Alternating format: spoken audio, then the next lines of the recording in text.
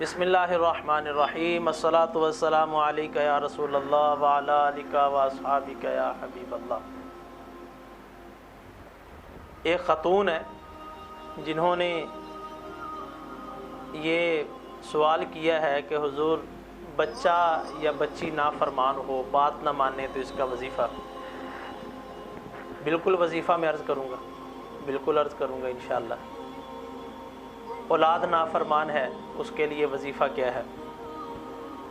لیکن بعض اوقات اس کو نافرمان بنانے میں ہمارا ہی ہاتھ ہوتا ہے۔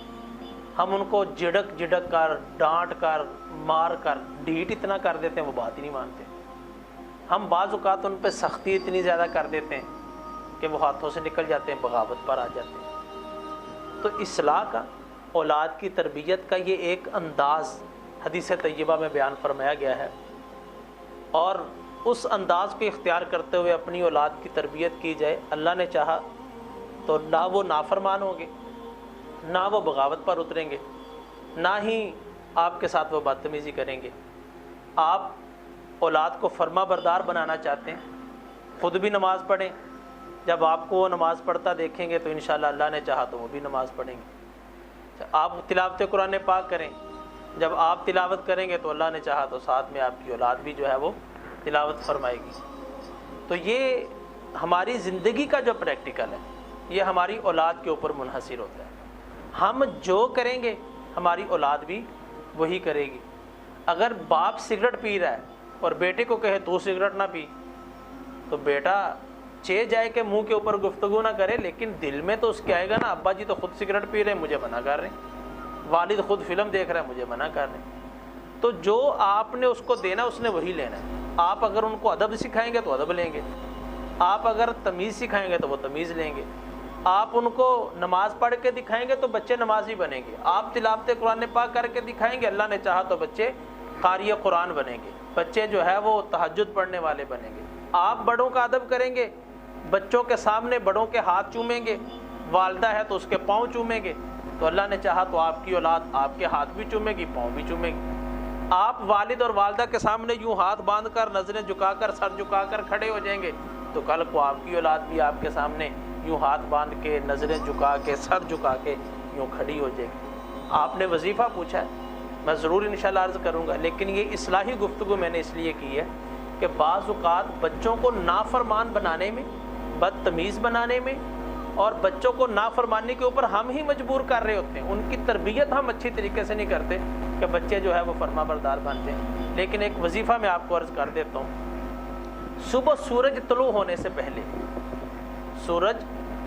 سے پہلے جو بچہ یا بچی نافرمان ہے اس کی پیشانی پر ہاتھ رکھیں اور 21 مرتبہ یا شہیدو، 21 مرتبہ یا شہیدو آسمان کی طرف منہ کر کے پڑھیں، اور اول آخر درود شریف پڑھیں۔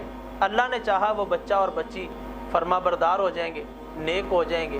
اچھا، یہ وظیفہ تا حصول مراد ہے، یعنی جب تک بچے فرما بردار نہیں ہوتے، یا وظیفہ جو ہے وہ اختیار رکھیں، 21 مرتبہ یا شہیدو یہ پڑھیں، اول آخر درود شریف پڑھیں، اور آپ کی نگاہیں آسمان کی طرف ہونی چاہیے۔ چہ جائے کہ اوپر چھت ہو، لیکن آپ کی نگاہیں جو ہے وہ اوپر کی طرف ہونی چاہیے، اور یہ وظیفہ بھی حکمت عملی سے کیا جائے۔ ایسا نہ ہو کہ آپ وظیفہ کریں اور اولاد کے دل کے اندر نیا وہم بیٹھ جائے کہ پتہ نہیں اماں جی اور ابا جی کون سا نیا ہمارے اوپر جادو ٹونا کر رہے ہیں۔ تو اس کو بھی خیال میں رکھا جائے۔ اولاد اگر نافرمان ہے تو یا شہیدو 21 مرتبہ پڑھ کے پیشانی پر ہاتھ رکھا جائے اور آسمان کی طرف نگاہیں ہوں اور ان کو پھونک مار دی جائے۔ اگر اولاد زیادہ وہم کی طرف آئے کہ یہ تو ہمارے اوپر جادو ٹونا کر رہے، تو پھر ہاتھ نہ رکھیں، ویسے ہی 21 مرتبہ پڑھیں اور اول آخر درود شریف پڑھ کے اپنی اولاد کو پھونک دیں۔ اللہ نے چاہا تو فرما بردار بنیں گے، نیک بنیں گے، مطیع و فرما برداری کے اندر اپنی زندگی بسر کریں گے۔ اللہ ہر اولاد کو اپنے والدین کا فرما بردار بنائے۔ والدین کو خوشی دینی چاہیے، والدین کی اطاعت کرنی چاہیے۔ والدین دنیا کے اندر ایک بہت بڑی نعمت ہے، ان کی قدر کرنی چاہیے۔ جن کے والدین اس دنیا سے چلے گئے ان کے دلوں میں اب احساس آتا ہے کہ کاش میری ماں جی زندہ ہوتی تو میں خدمت کر لیتا، کاش میرے والد صاحب زندہ ہوتے تو میں ان کی خدمت کر لیتا۔ ان کے جانے کے بعد پھر انسان کو جو ہے وہ احساس ہوتا ہے۔ تو اولاد کو میں ریکویسٹ کروں گا والدین کی قدر کریں، ان کا کہنا مانیں، ان کو عزت دیں، ان کی فرما برداری اختیار کریں۔ اللہ پاک نیک اولاد ہر ایک کو عطا فرمائے۔